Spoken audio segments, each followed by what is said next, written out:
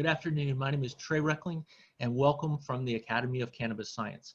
This is Saturday Sesh. Saturday Sesh is an educational live open forum where we invite industry professionals to come in and talk about what they're passionate about, almost always related to cannabis and or directly or indirectly. And so we're excited to have you here. Like I said, this happens twice a month. It's always free and open to the public. So if you get value out of this, we hope that you'll invite a friend, bring a friend back. We always post these announcements up on our Facebook group and on Instagram. So if you're a student of ours and you're like, oh, class is gonna finish soon, I might get left off the mailing list. No, we'll try to include you on the mailing list and not wear you out too. And but we do like to send out reminders about this. We also record these and put them up on our on our YouTube page. So if you like this and want to see, hey, what did I miss? We've had some really cool guests, like we had Andrew D'Angelo from Last Prisoner Project.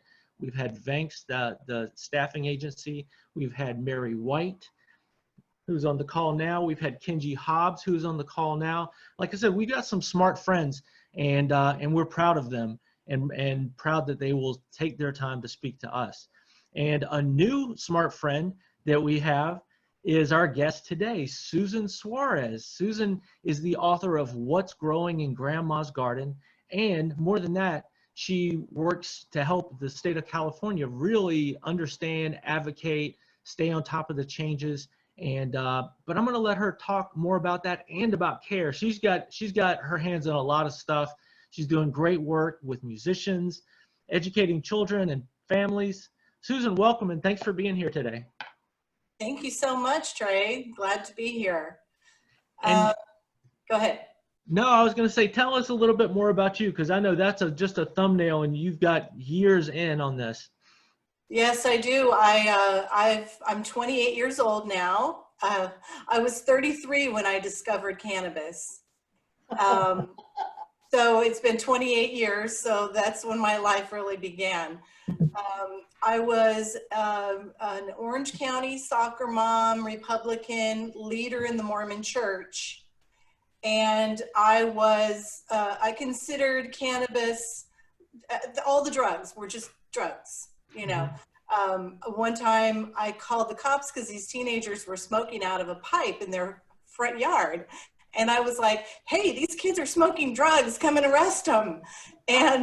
And the cops were like, well, is it crack or is it pot? And I was like, it's drugs, come and get them. So that's where my head was. And speaking of heads, so I was in charge of the young women. I was Young Women's president, and we had to keep the teenage kids very busy because we couldn't let them socializing with non-Mormons because they might find out that, you know, there's other things out there. So we were playing broom hockey in the gym, and I was getting ready to score my third goal, and this kid tripped me. I was running as fast as I could, and I slammed into a cinder block wall with my head. It knocked me out, broke my eardrum, and I had a concussion. And I had a migraine the next morning, and it didn't go away for 2 years. Oh my God. Oh my God. 2 years, imagine that. Ow. I tried everything. I went to every doctor. My Mormon best friend doctor got me hooked on opioids, you know, acupuncture, all of the things. And my marriage was falling apart, and my ex-husband was unstable, and I was worried about being a single mom, and I had 3 little kids, and I just couldn't get away from this pain. And I was desperate, and I gardened with my neighbor, and she was growing cannabis, and she said, this might help you. And I was like, well, if it does, then I'm going to lose my entire community, my family, because we don't like the drugs. And but I didn't have any other options. So I tried it, and 6 weeks into it, my migraine was gone for good. So I decided that after I raised my children, that I would spend my life changing minds like mine was, because I could see both sides. You know, I could talk to those people. And Yeah, so I started, after my kids were raised, I started um, uh, volunteering for all of the different organizations because I wanted to, you know, find out where I really fit and do what I could. And I volunteered for ASA and Normal and Drug Policy Alliance, and I was the chair of the fundraising committee for Reform California. I helped with Prop 19. If you guys know, Prop 19 was supposed to be the first legalization, but we were not successful. And then I was the chair of the fundraising committee for the next group that was going to try and run another initiative called Reform California. And I found out that there was a lot of unprofessionalism in the organization. There was a lot of, hey, you know, we won't have a job anymore if it gets legalized. So there was like conflicting missions.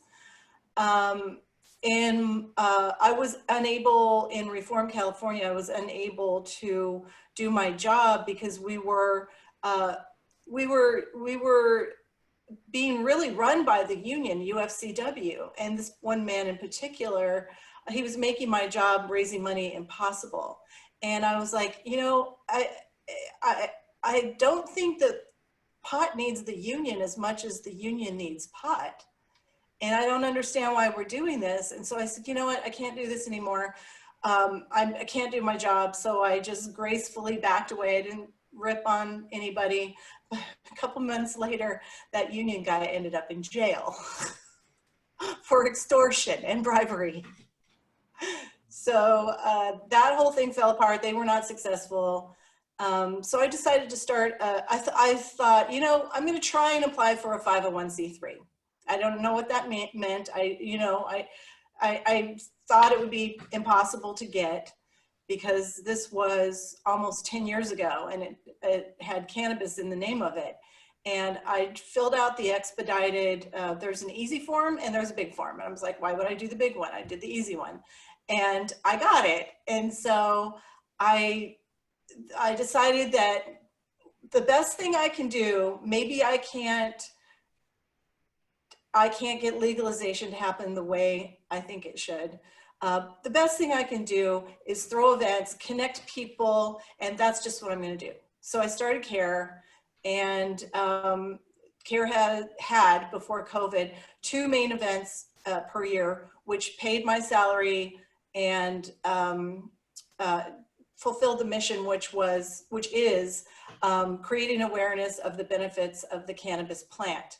So I did a conference, a 2-day in-person conference in the fall.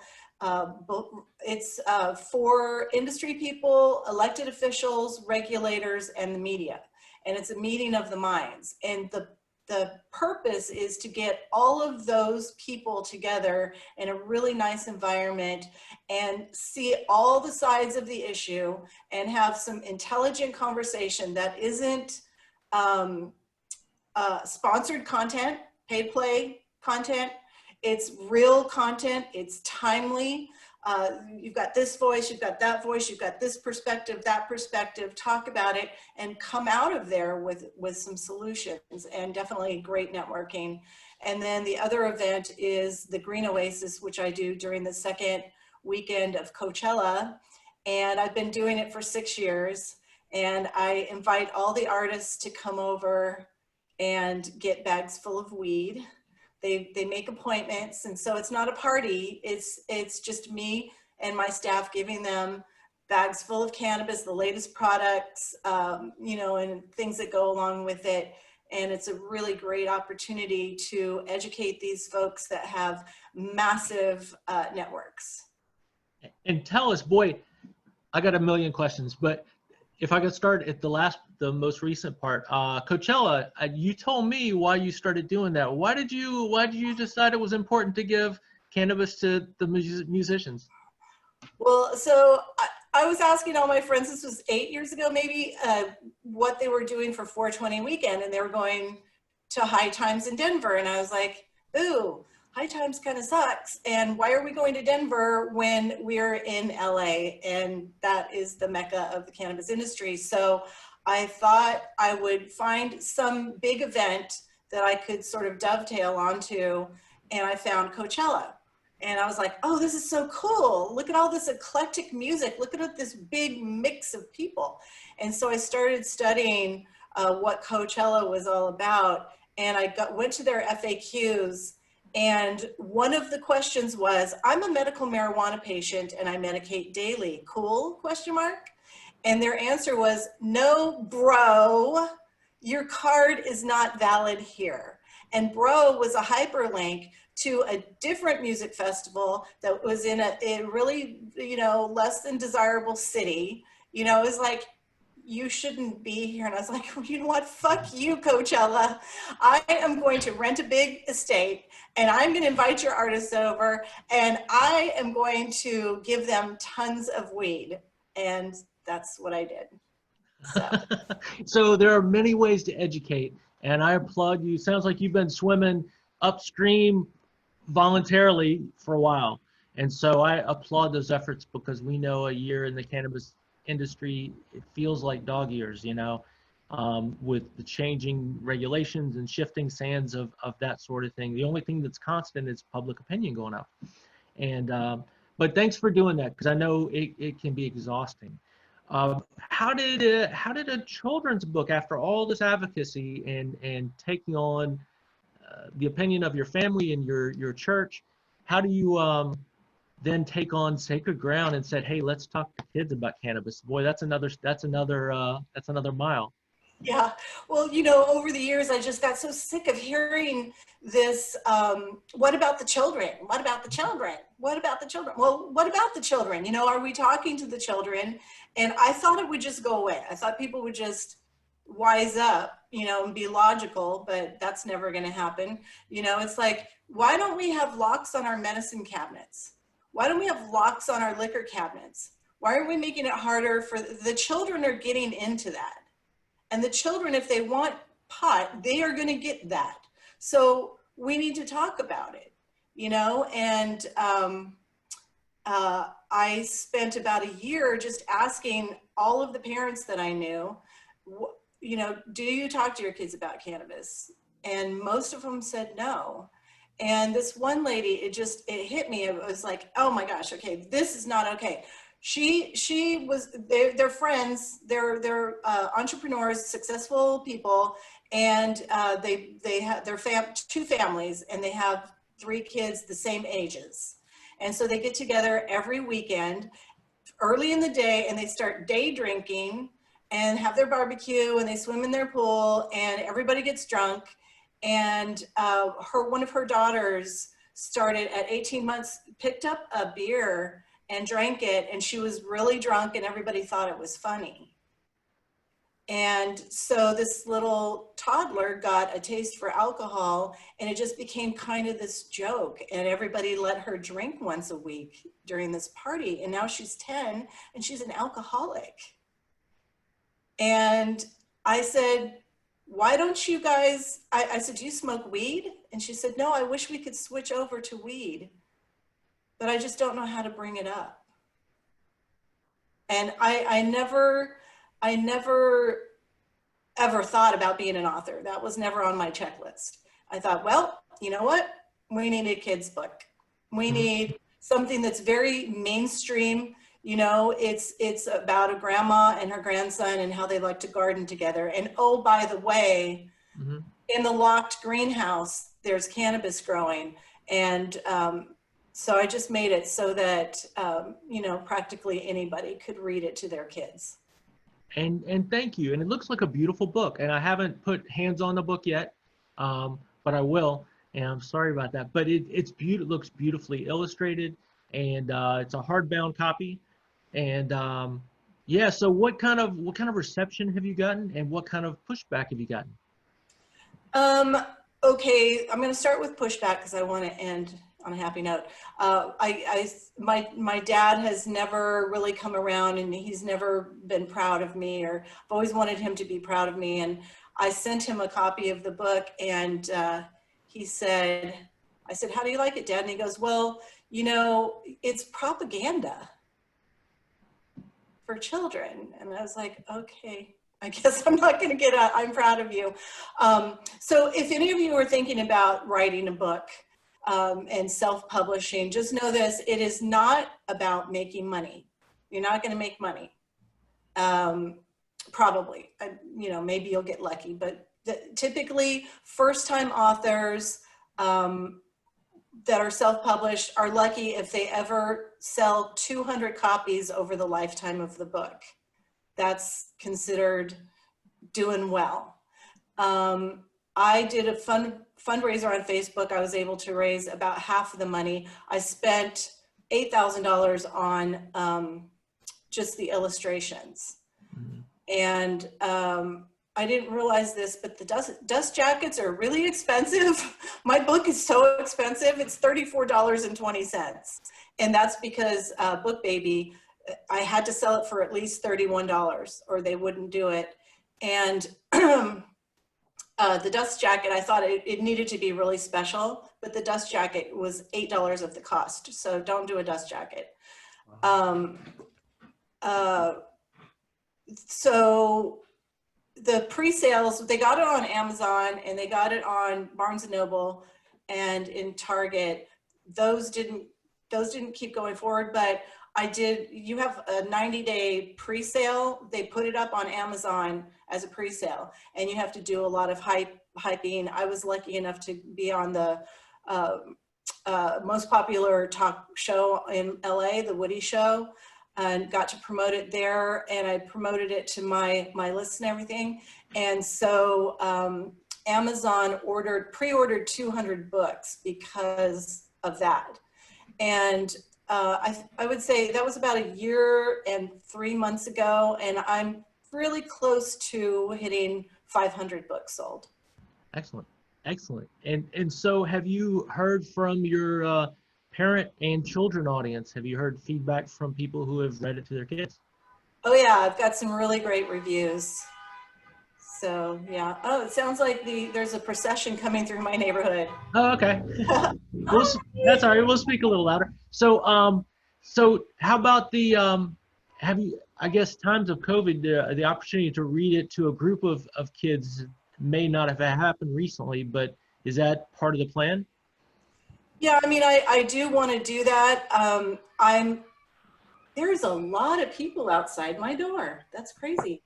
I want to do book readings, and I'm talking to the woman who's the chair of children's education for California, and I'd love to get the book into the school libraries. But I've been so busy pivoting from in-person events to digital events. I've got a weekly show and a monthly show, and I'm getting ready to add another weekly show, that the book is kind of I'm just letting it do what it does. And I'm directing everybody to buy it on Amazon so that it can go more mainstream. I only make like $1.70 every time it sells on Amazon. And I make more like 12 when it sells on my website, but I push people to Amazon because I want it to get into a lot of hands. That's the most important thing. Right. And yay, guess what? 2 weeks ago, Hillary Clinton and Chelsea Clinton released a book called Grandma's Gardens. And so now my book, when you search for their book, my book, What's Growing in Grandma's Garden, comes up next to theirs. So hopefully. Have you sent them a copy yet? Have I sent them a copy? I would send them a copy. How do I know where they live? Oh, we could find out. Exactly. We can find out. Send them Without reading this book as well. Without reading this book, is this book more like obviously centric towards children, like a children's read, or is this how to teach a parent to bring this conversation to their child? Yeah, no, it's a children's book. It's a story about a grandma and her grandson gardening, and it's 5, 6, 7-year-old, 5 to 8-year-old, could read it for themselves. And okay, so basically a child self-learning, and this is how to take conversation from whatever thoughts, or tell me more about this type of attitude from a 5 to 8-year-old's perspective.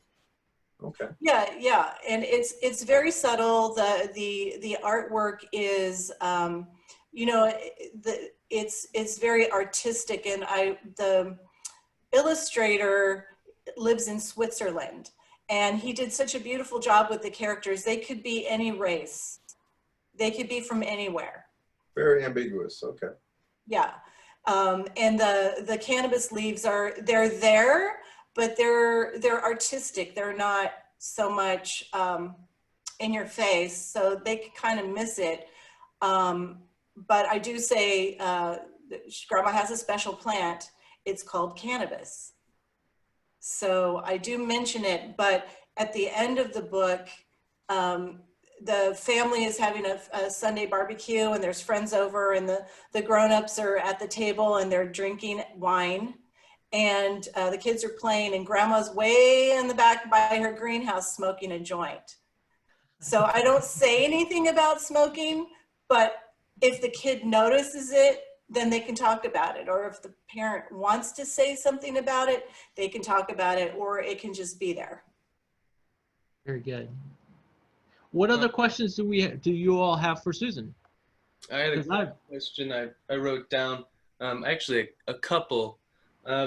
What kind of word choices did you think about when starting to articulate these pros and cons to cannabis? I mean, even if you didn't outline the cons.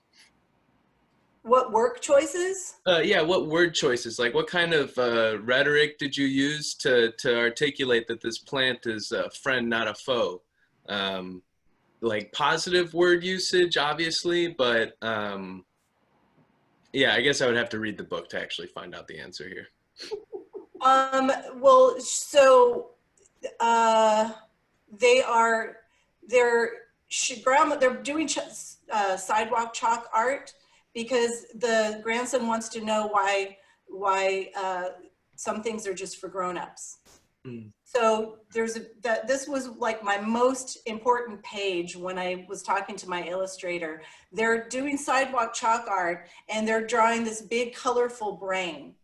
And she says, you know, just like the vegetables, your brain is still growing, and you need to feed it the best things and the right way. And he says, I want my brain to be like a supercomputer when I grow up.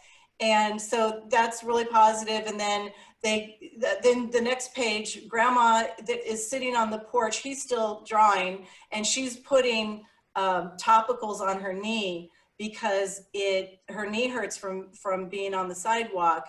And he says, I guess there are some things good about not being a grown-up. Okay.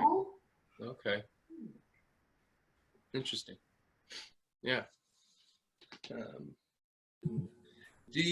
So you said it's for, not to keep the floor here, but you said it was for 5 to 8 year olds. So I guess my other question was maybe how adults could learn from this. Like, is there any lessons that could be pulled from this book that teach about different enforcements of policies? Because parents have rules for their household. So depending on how they reinforce this use, what if they, does this book kind of begin to articulate how to handle if you catch your teenager smoking weed? I mean, it's not geared for that age group at all. No. But okay. But what's interesting is, I found that I don't understand why parents don't want to talk to their kids about it. I mean, even parents that have been in the industry forever, like their second generation, they're afraid to talk to their kids about it. So it's just like opening the door for those parents to see the reaction of their children, like, oh yeah, whatever. So, okay, cool. you know. That's fair. I've developed an interesting relationship. When I started my recreational use in my last year of high school, I kept it on the DL. I didn't do anything crazy, didn't buy any glass to hide for no reason, and it was on the down low. And then gradually my usage just became more noticeable, and we kind of talked about it, but it was never in a negative way, and it was more in a seeking to understand type of reason? Like why is the reason that you're using this to the point where it's obvious to everybody in the household? And I mean, now 5 years later, I'm sharing joints with my parents. We're understanding the different ratios, I'm trying to instruct them on terpenes and how to look out for those. So it's definitely, when you open up that communication, and you break down that stigma, like when you have your first beer with your dad, or when you have that first instance of something with your parents, I don't know, the conversation kind of opens up, and we were able to learn a lot more about each other in the past 3 years than I think I ever have. Have you talked to your grandparents? I have not. I've been trying to think about how I can articulate to my my grandfather, who is a Vietnam vet. He's a really straightforward guy, point A to point B. I've thought about being just super blatant obvious with him and just say, hey, I really have a passion for this plant, and I see it has multiple usages or uses, and this is how I'm going to go. But it hasn't really presented. I haven't been given the opportunity to sit down and talk with them about that, and I definitely don't think it's something for a Zoom call. I'd rather fly out there and talk to them in person about everything. So not yet, but soon. I think that if there is a medical condition that he's dealing with, that's the way into the conversation. Okay. My mother was in hospice, and my sister and I were sitting there, and it was really bad. She got instant dementia, and she was violent with her caregivers, and we were afraid that she was going to get kicked out of this really nice home that we found for her.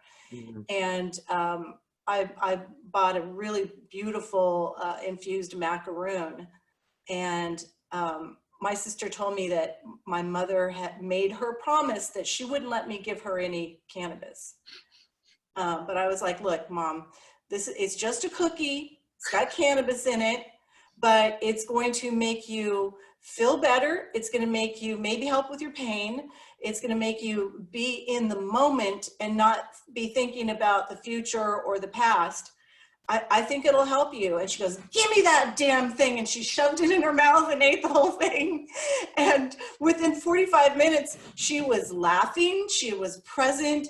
My sister could not deny that cannabis helped that entire situation. Yeah. You know, it helped her with her end of life. So it took that. Yeah, and Connor, maybe a paint stick in his stocking for holidays, sort of thing. It's so he knows it's not going in his body, on his body. He might welcome it one night and not even tell you about it. But yeah, all in good time. Definitely, yeah. Definitely. All right, anybody else? Because I've kind of dominated the floor with questions. I've got more though, if y'all are quiet. Hi, Hey, I've got one. Yeah, Susan, I just want to say thank you so much. I've got 4 kiddos, and 2 of them fall squarely in the age range of your book. And I've already purchased 2 as you were talking, so that I have one for home and one to give away. And I love the way that you're talking about it, because that's how we talk to our kids about cannabis. And I love the connection that you've made between, it's my story exactly, suburban, every kid's birthday party, there's always wine, beer, and mixed drinks. There's, every play date. We had happy hour Fridays for play dates, happy hour play dates, and so switching that over to cannabis is just so much healthier, but it's so hard to have those conversations. So when we talk to our kids, we say the same thing. Your brain's not done growing yet. And my 8-year-old once responded, as we were talking about it, I was filling some cones in the kitchen at the island and talking to my kids about what the smell was and what the cannabis was. And my daughter goes, well, it's kind of like those trees where the wind blows on them all the time and the tree grows kind of sideways. And I said, yeah, you know, and we talk about cannabis, alcohol, sex, all of those adult things that are not for them right now, but could be fun responsibly later when they're adults. And I said, yeah, exactly. As a kid, it's like if you put those things into your body and your brain, you become one of those trees, right, that kind of grows sideways. I will say we also do have the caveat conversation of the fact that there are some kids that use it as medicine. One of my kiddos has a seizure disorder and we use it. So we also have that conversation that when using it recreationally, that's not for your brain, but with, you know, supervision, it's also a very powerful and necessary medicine. So that's all to just say thank you so much. I wish more people were doing this, and I appreciate the tool to now share with other friends to help them have those conversations. Thank you so much. And I do have a paperback version that's a lot more affordable. I printed up 250 of those because I want to be able to send them to elected officials that aren't getting it. I wanted to talk about your play dates for a minute.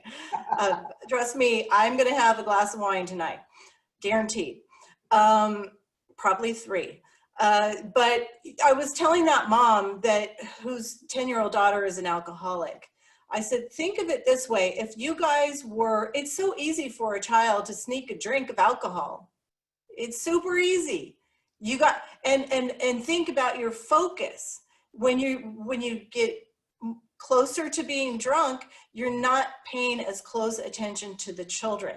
Now let's switch that out and everybody's smoking cannabis. A kid, it's going to be pretty tough for them to sneak a hit off of a joint, right? And also you become more aware of what's going on with the kids, not less aware. So let's make this mainstream, you guys.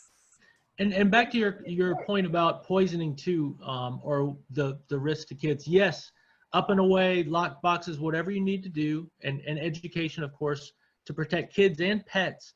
But we always say, you know, if you want to have an honest conversation about kids and poisoning, let's talk about bleach. Let's talk about Tide Pods. Let's talk about Raid and Orkin and all these poison companies that are likely underneath your sink. So, you know, we'll have the conversation, but let's have an honest one. If it's really about protecting kids, because there's stuff that will kill them.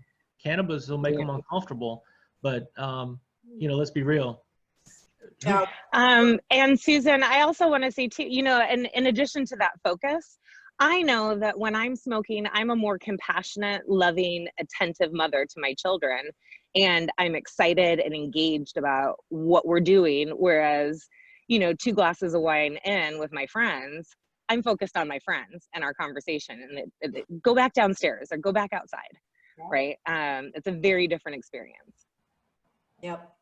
Yeah, it's weird though, because I mean, the whole smoking thing, I sure wish we had some more research on that, because we in America and the world really, we're starting to say smoking is really bad. But cannabis, it's a whole different thing. So how do we say smoking cannabis is okay? That's a conversation that I'm still working on, how we can have that one. But I don't know if you guys saw, I think it was last week, the Gallup poll about what Americans think is moral and immoral. Did you see that? Yeah. So 70%, and the question was, is marijuana, they said marijuana, not cannabis, is marijuana smoking immoral? Smoking, they didn't say consuming, which would be all of the things, topicals. They said smoking marijuana. 70% of Americans said it is not immoral. That is crazy. Right? Let's own that. For sure. And we need, Mary, yes. Oh, I just wanted to comment. I have grandkids now, and because I have a medical card here in Washington, I can grow. So there's plants on grandma's patio. But I handle, and you know, the kids, you know, you got to tell them what's up. But I don't smoke in front of them. I use, you know, the little cartridge, and it's my inhaler for my pain. And they get that. You know, sometimes grandma leg hurts, so sometimes grandma uses her inhaler. Oh, okay. So Yeah, what you're saying, Susan, about relating it back to a health thing, I think works on a lot of levels. Well, So, it's an interesting conversation because I think that smoking cannabis is the best way for me to consume it. I don't have any asthma issues or anything like that.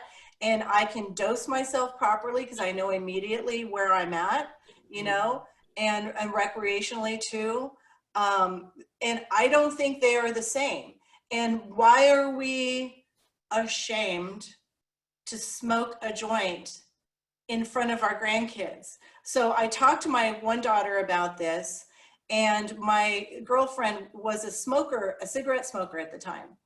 And we sat them down, and she was happy to smoke cigarettes around them. You know, she's downwind, and that's okay. You know, that's okay. That's socially acceptable. Why is it not socially acceptable to smoke a joint in front of them? So we were sitting there and we said, okay, kids, here's what's up. And she said it, I'm smoking cigarettes. I'm going to stop. I'm going to try and stop. It's wrong. It's bad. Smoking a joint isn't. And they get it. They're cool. So, I mean, I don't smoke around them all the time, but if I'm outside in my backyard smoking a joint and they come out and say, hey, grandma, I don't put it out.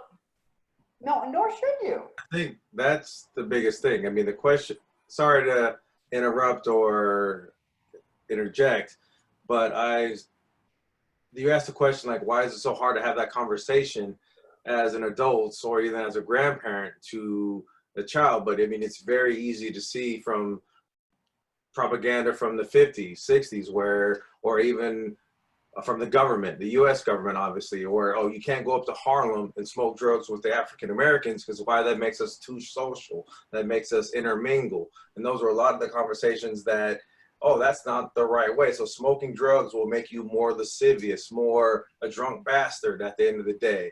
Whereas, I mean, we can say this anecdotally, we can put 100 people in a room, throw a bag of weed in the room, and everyone's at the end of that hour is happy, sharing, singing songs, collaborating, making stories. You put 4 people in a room and put a ball of brown liquor in there, and I'm guaranteeing you someone's probably gonna fight. Yep. But Yep. you see all that, and when you have your grandchild come in the room and you're hiding stuff, I remember when I was growing up, I mean, you might hear friends, oh, my grandparents smoke a little weed, they got their issue, but there was a conversation. I mean, granted, kids are naturally curious, but if you're hiding stuff or doing things without a conversation, yeah, it creates, the mystery of why the conversation never dialogues forward, or the kids have to go to their other friend and get more misinformed, and then it's just a continuous vicious cycle of ignorance. Yeah, and what are you teaching them? You're teaching them that you're hiding something from them, and so why can't they hide something from you? There you go. That's right. Absolutely. Yep. And decades ago, Bob Marley said, "Teach the children the truth," and so let's all commit to doing that. And part of that, everybody will have a hand in that, whether we're book authors or not. So, so I want to thank you all. Particularly, thank you, Susan, for joining us today for Saturday Sesh. Yay, was nice. Susan. Thank you. It was very nice to have you, and we hope I've put the link to your book in the chat over here. So if anybody's interested in that, you are encouraging people to go to the Amazon site, you said? Yeah, yep. Okay. Yep. So I Please listed the keep Amazon it. site, and but you can also find the other link online as well. Susan, thank you so much. We wish you the best of luck with this book. Thank you all for joining us for Saturday Sesh.